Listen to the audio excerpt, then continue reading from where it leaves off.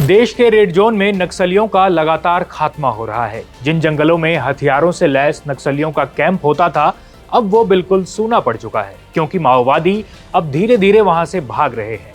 बीते कुछ सालों में सुरक्षा बलों ने उनमें ऐसा खौफ बनाया है कि अब वो सरेंडर करने पर राजी हो गए हैं। देश में बैंड भारतीय कम्युनिस्ट पार्टी माओवादी ने अब सरेंडर करके शांति बहाल करने की विनती की है। नक्सलियों की सेंट्रल कमेटी अब सरकार के सामने सरेंडर करने और हथियार डालने पर राजी हो गई है। बीते 11 सितंबर को भारतीय जवानों ने 1.5 करोड़ के इनामी नक्सली का एनकाउंटर किया था। इसमें नक्सली नेता मोडेम बालकृष्ण समेत 10 नक्सलियों को मार गिराया गया। Modem Balkrishna Odisha state committee का सचिव था और इस हमले में 6 पुरुष और 4 महिला नक्सलियों का सफाया हुआ था। इन तमाम ऑपरेशंस के बाद से ही नक्सली खौफ के साए में अपना दिन काट रहे हैं।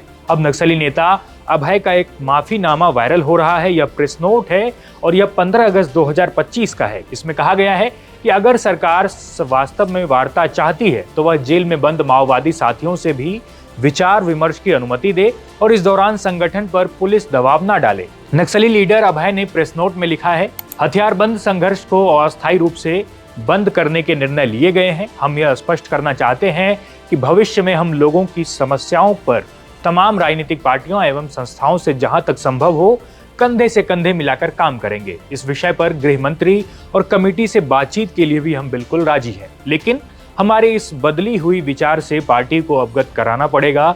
यह हमारा दायित्व है। बाद में पार्टी के अंदर इस पर सहमति जताने वाले साथियों में से एक प्रतिनिधिमंडल तैयार कर शांति वार्ता में शिरकत करेंगे। वर्तमान में हमारे संपर्क में सीमित कैडर और कुछ लीडर्स पूरी तरह इस बात से सहमति जता रहे हैं।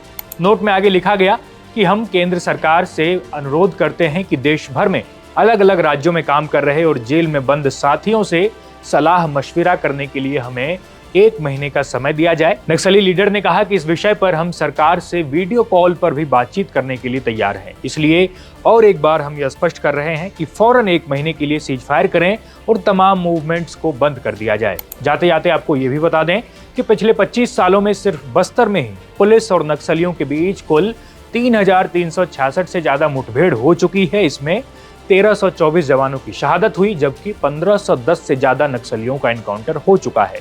आज भी नक्सलियों का सबसे ताकतवर कैंप बस्तर ही माना जाता है, लेकिन इस तरह के माफीनामे ने यह साफ कर दिया है कि नक्सलियों के दिन अब पूरे होने वाले हैं। इस वीडियो में फिलहाल इतना ही। इस पर अपनी राय कमेंट बॉक्स में जरूर दें। देश और दुनिया की तमाम खबरों के लिए देखते रहिए India.com।